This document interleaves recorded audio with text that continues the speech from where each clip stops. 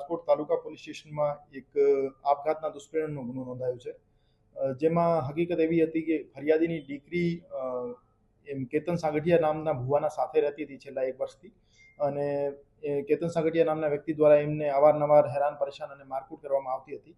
એના લીધે ગઈ 13 માર્ચના રોજ આ બેન ઝેરી દવા પી ગયા હતા અને એના કારણે એમનું મૃત્યુ નિપજેલ.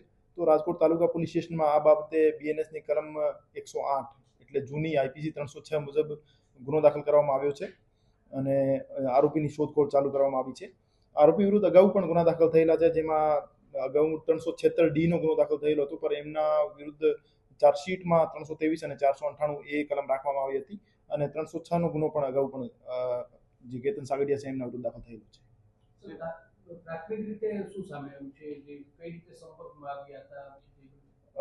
કેતન સાગઠિયા ભુવાનો કામ કરે છે, તો એ ફરિયાદીના ઘરે દાણા જોવા માટે અને તંત્ર વિદ્યા કરવા માટે જતા હતા.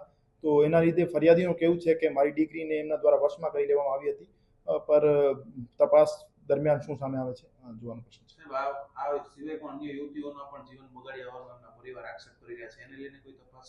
હાજી, એમનો ગુનાહિત ઇતિહાસ છે. જે રીતે મેં કીધું, એના વિરુદ્ધ એક આઈપીસી 306 નો ગુનો દાખલ થયેલો છે, એના ઉપર 376D ના આક્ષેપો લાગેલા છે, તો અગાઉ પણ એમનો ગુનાહિત ઇતિહાસ રહ્યો છે.